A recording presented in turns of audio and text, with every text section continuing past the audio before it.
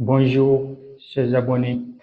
Bon, nous allons continuer sur cet exercice qui dit un automobiliste est immobilisé dans une file de voitures à 300 mètres d'un feu rouge. Le feu passe au vert et n'y restera qu'une minute. Le fil démarre à la vitesse moyenne de 15 km par heure. L'automobiliste a-t-il une chance de passer?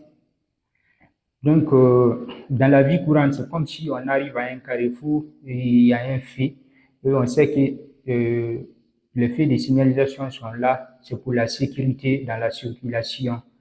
C'est-à-dire laisser d'autres personnes passer en attente et après te donner l'autorisation aussi de passer. Et on sait que le feu rouge, déjà, ça c'est le feu d'interdiction. C'est interdit de dépasser le feu en un mot. Et le feu vert, ça c'est l'autorisation de passer. Bien. Maintenant, dans cette optique, nous allons essayer de faire le schéma. C'est comme si tu arrives au feu et ici, ils ont dit qu'il y a 300 mètres qui séparent la voiture au feu. Donc ça, c'est la distance qui les sépare. Maintenant, c'est comme si la voiture est dans l'embouteillage et on dit qu'il est placé à 300 mètres. Maintenant, le fil, c'est l'alignement de voitures jusqu'au niveau du feu. Bien, et ici, si on veut, on peut prendre 4 à 5 voitures comme ça qui sont dans une file, qui sont en train d'attendre le feu pour que le feu passe au vert et puis continuer à suivre leur trajectoire. Donc, pour cela, nous allons faire le schéma.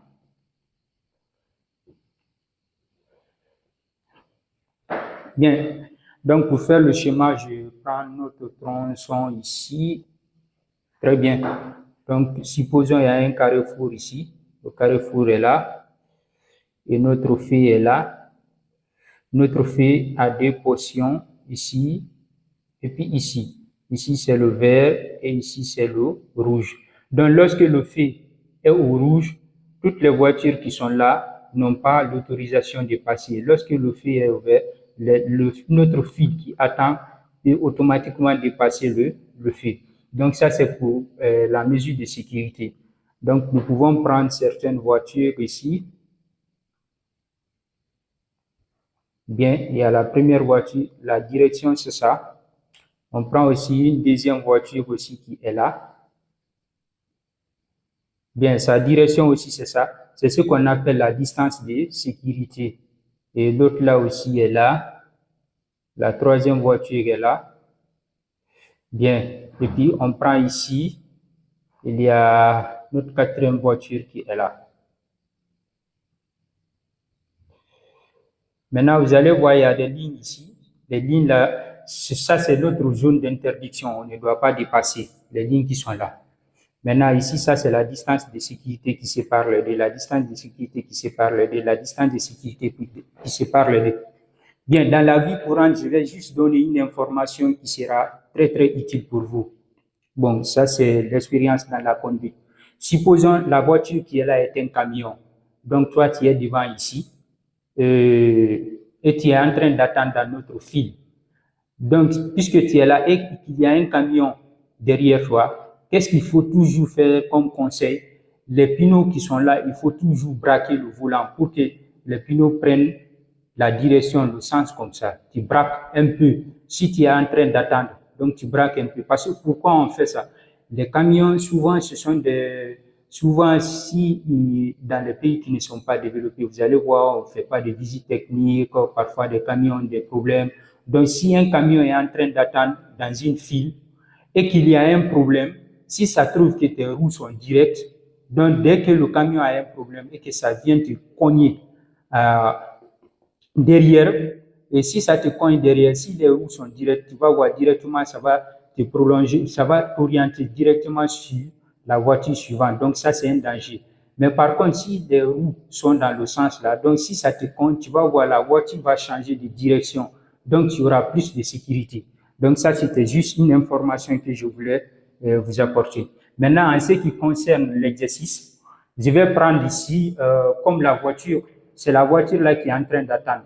Maintenant, la distance qui sépare la voiture au feu, on a dit que c'est quoi? C'est 300 mètres. Maintenant, pour parcourir les 300 mètres là, il faut à la voiture 1 minute, d'après ce que l'énoncé dit. Il faut 1 minute. Donc, 1 minute là, ça fait parcourir les 300, parce que ça ne lui reste qu'1 minute pour qu'il traverse le fait.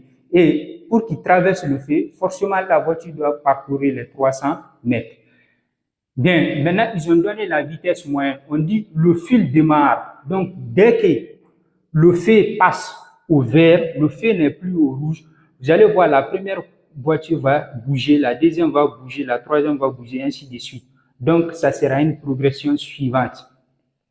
Maintenant, ils ont donné la vitesse moyenne. Et la vitesse moyenne qu'ils ont donnée ici, on a dit que Vm est égal à 15 km par heure.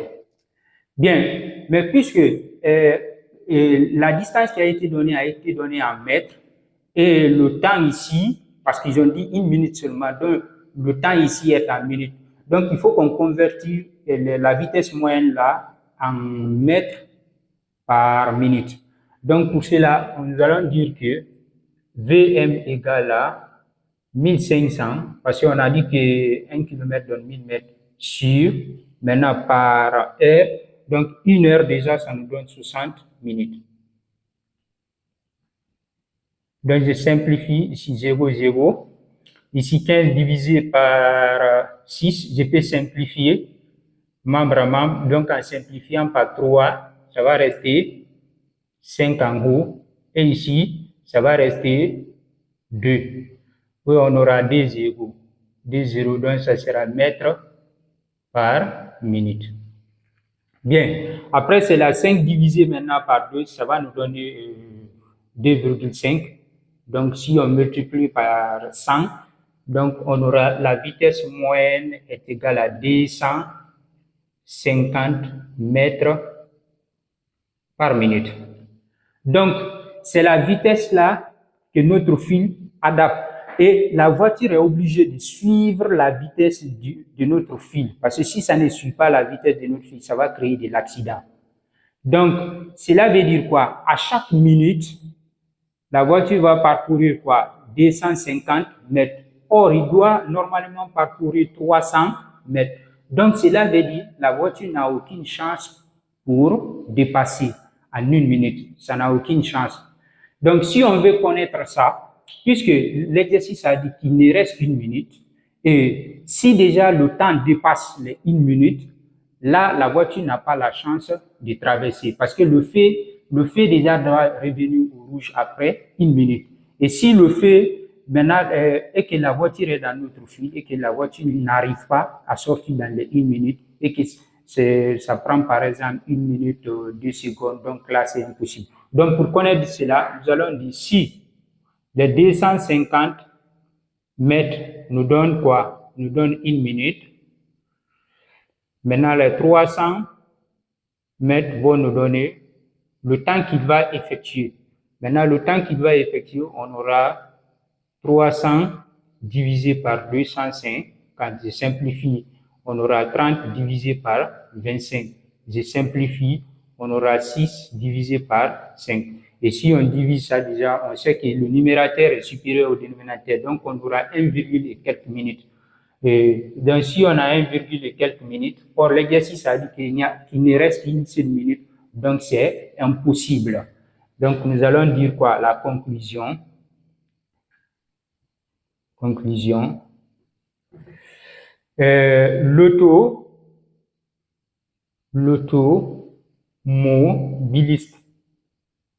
L'automobiliste n'aura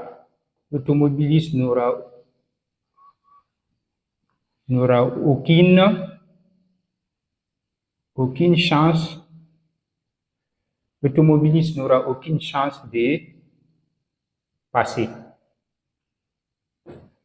Voilà. Parce que pourquoi? Parce que le temps dépasse les 1 minute.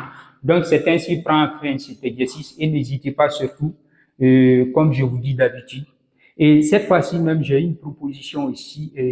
Si vous souhaitez, parce que déjà, je ne fais que travailler sur la physique, si vous souhaitez que j'introduise aussi des mathématiques, je peux aussi faire les exercices en mathématiques si ça vous dérange pas, au lieu de mélanger des exercices de maths, physique sur la même page. Bon, moi, je me disais que ça sera un peu compliqué pour vous, pour me suivre. Mais si réellement ça ne vous crée pas de problème, vous pouvez me laisser en commentaire. Dès la semaine prochaine, je vais commencer aussi à traiter des exercices sur la première partie, l'arithmétique. Donc, n'hésitez pas surtout, j'attends vos commentaires pour la nouvelle page aussi, comme vous voulez. Merci.